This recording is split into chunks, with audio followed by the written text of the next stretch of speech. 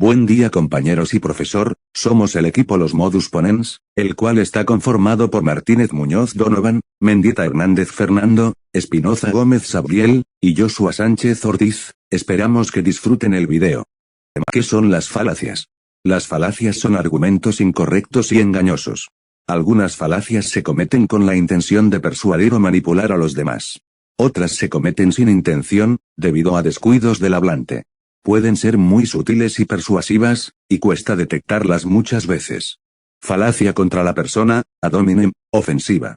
Se incurre en la falacia contra la persona, ofensiva, cuando para refutar la conclusión que defiende una persona, en lugar de atacar sus afirmaciones y ofrecer razones pertinentes, atacamos a la persona que la sostiene. Ejemplo, el filósofo alemán Friedrich Nietzsche afirmó que lo que se hace por amor, acontece más allá del bien y del mal, pero eso es absurdo, para determinarlo basta saber que él era un misógino. Falacia contra la persona circunstancial de intereses personales. Se comete esta falacia cuando para refutar la tesis que sostiene alguna persona, en lugar de apelar a razones pertinentes, se argumenta que esta es falsa porque quien defiende esa posición se ve beneficiado o favorecido, debido a que tiene intereses personales involucrados. Ejemplo, Mariano dice que el IFE es una institución confiable, pero claro, como él ocupa un cargo muy importante ahí, ¿qué otra cosa va a decir? ¿Tiene que defender su chamba? No. Falacia contra la persona circunstancial de autocontradicción. La falacia de autocontradicción se comete cuando decimos que cierta aseveración es falsa, porque quien la sostiene hace justo lo contrario de lo que dice, es decir, se critica la incongruencia de la persona, pero nada se dice respecto a la falsedad de su aseveración. Ejemplo, mi mamá se la pasa repitiéndome que debo estudiar una carrera universitaria para ser alguien en la vida, pero eso ni ella misma lo cree, con decirte que ella ni la primaria terminó.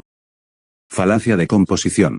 Estas falacias transfieren propiedades de los elementos de un conjunto a un todo. Ejemplo, vi la famosa secuencia de la ducha en la película Psicosis de Alfred Hitchcock y es perfecta, por lo tanto, toda la película debe serlo. Falacia de división. Este otro tipo de falacia transfiere cualidades del todo a cualquiera de los miembros o elementos particulares del conjunto. Ejemplo, construir este hotel fue carísimo, supongo que cada una de las cosas que hay en él deben serlo, por ejemplo esta toalla. Falacia de apelación a la autoridad individual. Conocida también por su nombre del latín ad verecundiam. Se incurre en esta falacia cuando para defender una afirmación, apelamos a la autoridad de alguien que reconocemos con cualidades admirables, en lugar de ofrecer razones pertinentes, esto es, a la tesis que sostenemos, se le transfiere la propiedad de aceptabilidad de la persona a la que recurrimos como autoridad para defender nuestra posición, por lo que se considera que nuestra conclusión también debe ser aceptada sin mayor examen. Ejemplo, las cárceles deben ser lugares para readaptar y corregir al delincuente, no para castigarlo, ya lo decía uno de los más importantes representantes del utilitarismo, el filósofo inglés John Stuart Mill. Falacia de apelación a la autoridad colectiva. También conocida como ad populum. En esta falacia, en lugar de apelar a razones pertinentes, se apela a la autoridad de una mayoría, a la tradición o a la autoridad de una minoría selecta para la aceptación de una conclusión determinada. Ejemplo, ¿quieres estar informado? Pues debes leer El Despertar, ya que es el periódico que todo nuestro país lee.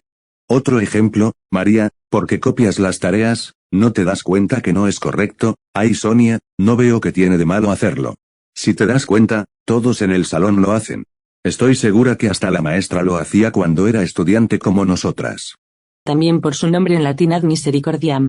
Se incurre en esta falacia cuando en lugar de ofrecer razones apropiadas para la aceptación de determinada tesis, se alude a explicaciones con un alto contenido emotivo, dirigidas a provocar compasión, piedad o benevolencia en nuestros interlocutores, como en el siguiente ejemplo: señora directora, le ruego por favor permita que mi hijo regrese a la preparatoria, sé que lo corrieron porque su conducta quizá no ha sido la mejor, pero es que no entraba a ninguna de sus clases porque los amigos con los que se juntaba lo obligaban a irse con ellos y el pobrecito no sabía qué hacer, tenía mucho temor. Imagínese el miedo que debió haber tenido el inocente para que ya ni siquiera entrara a sus clases. Esta falacia también es conocida con el nombre latino ad baculum o al bastón.